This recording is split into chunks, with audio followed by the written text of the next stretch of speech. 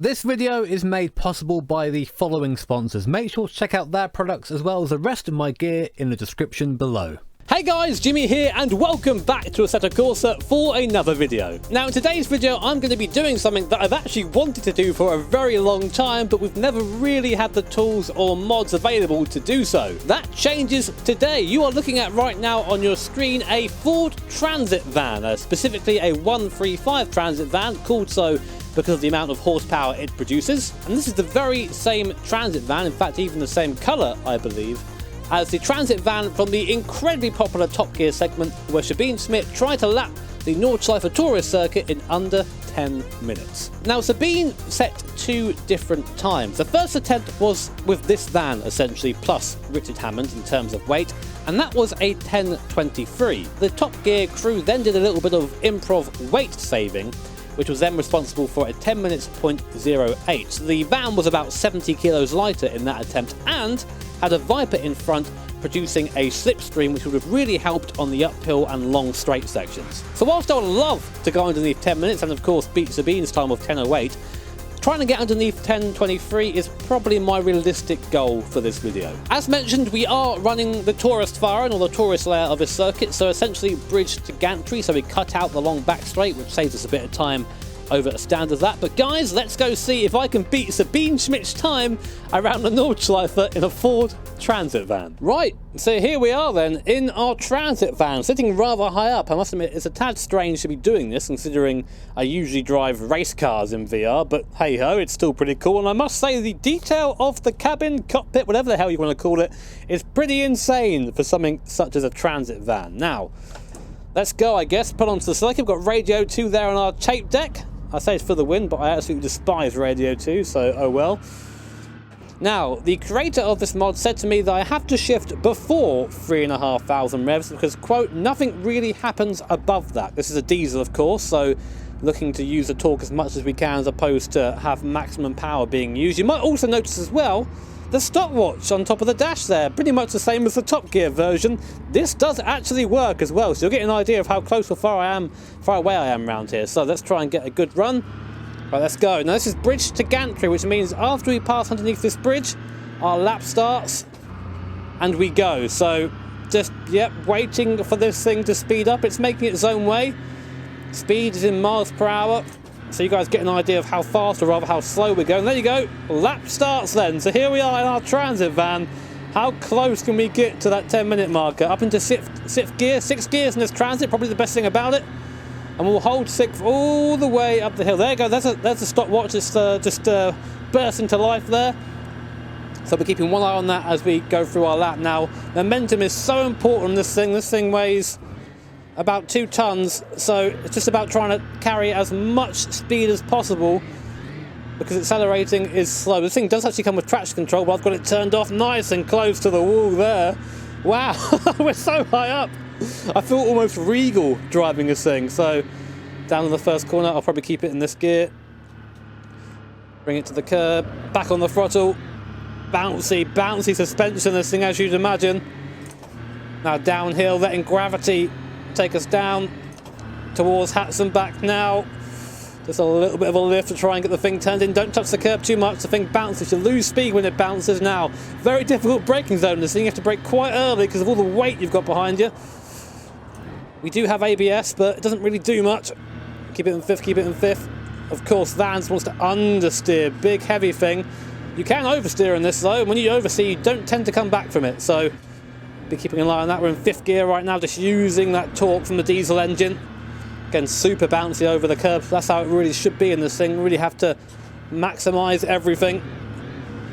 Now, of course, one of the advantages I do have over Miss Schmitz is that I don't have traffic to contend with around here, which is good. Up into 6th gear.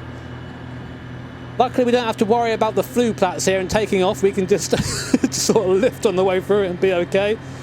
Keep it pinned though. We're nearly at 90 miles per hour though, which is scary enough. I say tip it in, but you just sort of turn the wheel a little bit and wait for it to do anything. Foot absolutely planted to the floor though. I must say it does feel a little bit overkill wearing gloves and boots for this. But I do have to heel and toe in this thing, so I guess it's good to that. The gloves, however, you know, they're just because I'm badass and cool, right? You guys think the gloves are cool, right? Right? No, I know half you hate them, but I don't care. So we're stuck in 6th gear now, 100 miles per hour on the clock, and 2 minutes 20 on our stopwatch as we come over the crest. Probably flat through here. I have done a little bit of practice, but there it's like easy. And then brake hard. Might just go down to 5th, maybe 4th. You see on the brakes there, the van trying to come round at the rear, but you just can't let it. So really our peak RPM or our peak power comes between about 2,400 RPM and 3. So we try and keep it around there. After that is you're just revving out essentially. So you're getting up to 105 miles per hour now, nearly 110 as we go through the compression. All my builder's tools just clanking about there in the back. And the one guy that isn't meant to be working, but you pay him to come along anyway. He's in the back as well, bless him. Oh, some mild understeer there, down to 4th. Don't really go any lower than 4th around here. Maybe use 3rd for one of the hairpins, that's about it. At the 7k mark of 3:24, I'm so used to that. Reading sub 2 minutes when I go through there. Come on, you! I feel like... I feel quite pedestrian here, and it probably does look quite pedestrian, but you have to really focus on every corner. Carry the speed, carry the speed! Using that to...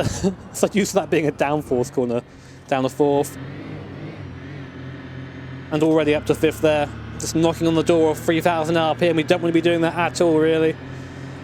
Actually go as far as to say that shifting at 3,500 RPM is too late in this. There you go, nice. Come on! Now, miss, hit, miss. This is just trying to make sure this thing doesn't break loose around here. So being easy. So you see it's now starting to rotate a bit. We don't want to do that too much. Back on the power. Let it understeer if it wants to. Out to the outside of the circuit. Now, slowest point on the circuit. Trying to slow it down. We do have ABS, which is helping a bit. Not too bad through there, actually.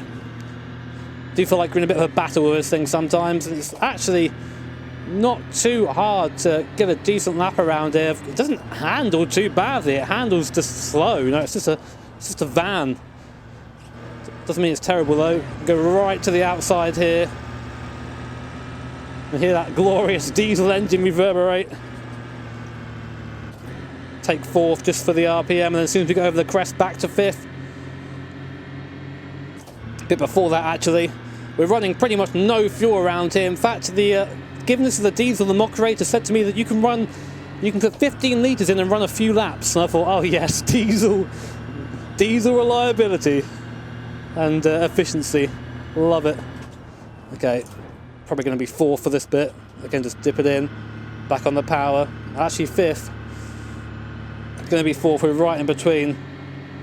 Now your only real indicator is the speedo here, as to whether you're going faster or slower. And I know that sounds stupid to say out loud, but usually you rely on RPM. You go, right, high RPM, I'm going fast, I've got good acceleration. No, you're pretty much relying completely on the speedo to tell you when to shift. Just waiting till we go over this crest, and I'll go to 6th. We do have to go back down to 5th at some point.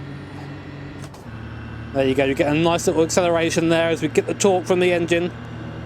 Quite a torquey thing, this. I think it peaks about 300 Newton meters, which is what you expect from a diesel, really, but still. And this bit is probably the most boring section. You're just waiting. This is where having the Viper in front of me would have really helped, and starting to lose a bit of speed now. Now, in my experiments, it's better to sort of hold 6th for as long as possible. Just keep the torque going, keep the torque going. 65 mile per hour now. Don't really want to use 5th until I hit 2. There, now we use 5th. See, we lose a bit of speed going down to 5th.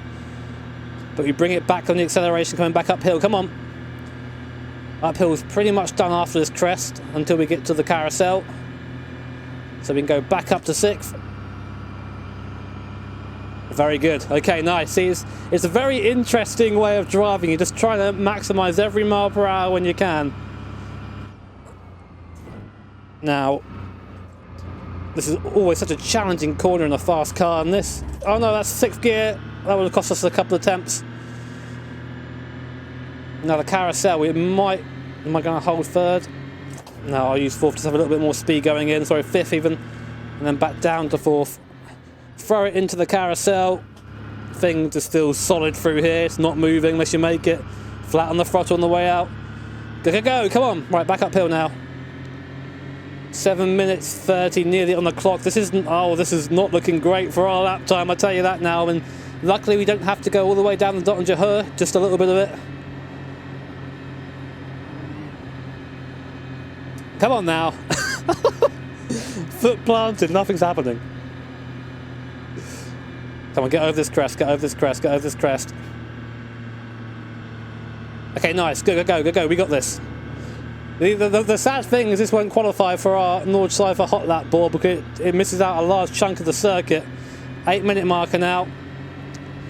This is where I have to try and be quick. And the bit where I'm most likely going to have a spin or a crash. You have to really throw this through here.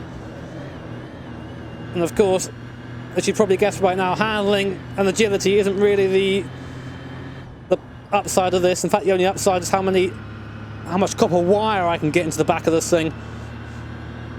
Make sure to leave your abandoned buildings locked, folks. Oh, 90 seconds. It's not looking hot. Right to the outside. Oh no, a hill. My only weakness.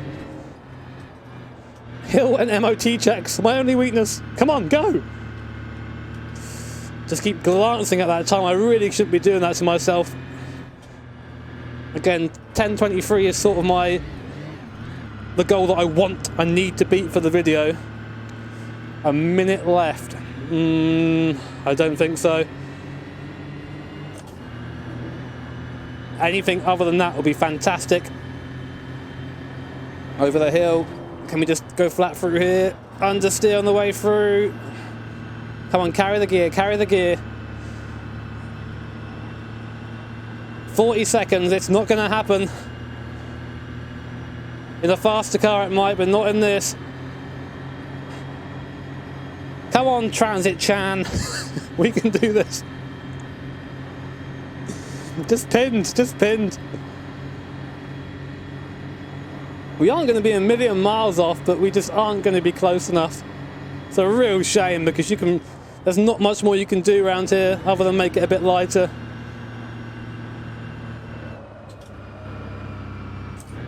Come on. No, here it comes.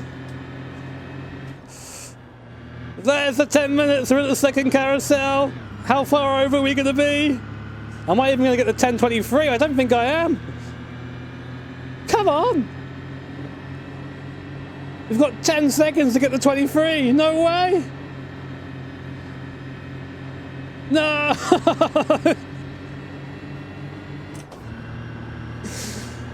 That's 23 gone as well? Oh no! My reputation! My terrible reputation! All gone! All gone! I crossed the line. And we do a 10:36. 13 seconds off Sabine's slowest time.